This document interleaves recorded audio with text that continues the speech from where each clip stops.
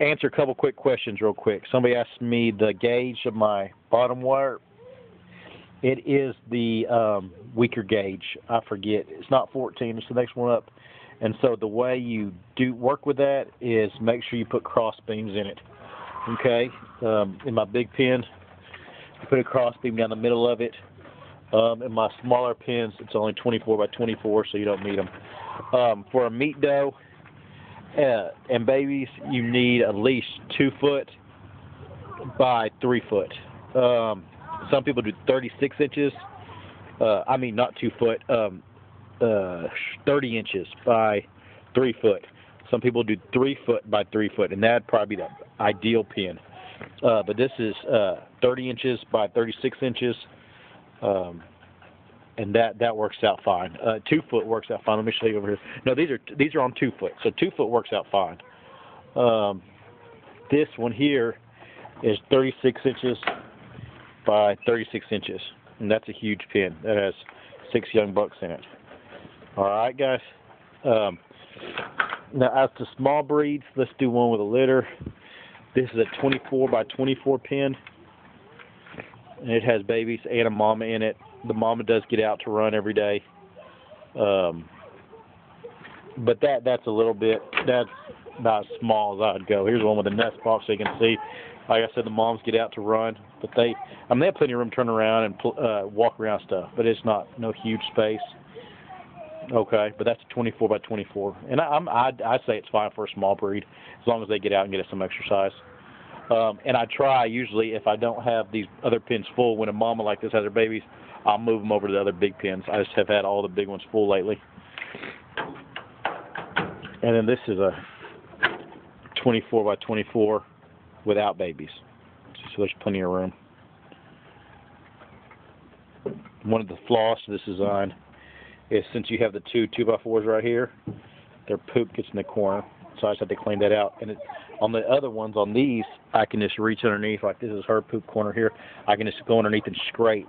But since it's a chicken area, I can't get a scraper underneath there to get it off, so I get as much as I can. But I'm about to have to really clean that one out anyway, so I'm not even worried about it. But I mean, there's another one. I mean, 24 by 24 is plenty size for a small breed. When you get the nest box in there, as long as you let them out to exercise, I think that's fine. And once again, that is a whole matter of opinion. Some people say that's enough, and other people say, "Oh no, that's not enough." That's just a matter of opinion. Bucks, my buck one's here. I just have this one in here. This is that little lion head. They're coming to pick it up here in about 30 minutes, and I bred it to that little other doe right there, the Tinkerbell. But that's why they're in this pen. But this is a buck pen, and these are 18 by 3 feet, and that's plenty of size for a buck. Bucks don't need that much space. They really don't. All they do is stinker heads. That's all they are, is stinker heads, wanting attention and being brats. And he's wanting to jump out right now and play, but I'm not going to let him. But see that? I mean, that's plenty big enough for him. But that's my pin size. So the ideal for a meat doe is 2 foot by 3 foot, which is this size right here. And the minimum is 24 by 24 for a small breed. It'd be great if you could do a little bit more for these small breeds. You know, that would be great. If you had hanging cages, I mean, you could do 30. Now, you don't want to do too big or you waste the space. They have too much space. And so, but that is that. Once again, it's hard to find the really good wire anymore. It's just that one gauge is all they sell now. And so, I mean, it is good, but make sure you have cross beams to support it, and then they'll be fine. So another person asked me, if this treated wood, do they eat it a lot? Not so much. Which one's my old pin? This is my new pin. Let's go around here to the old pin.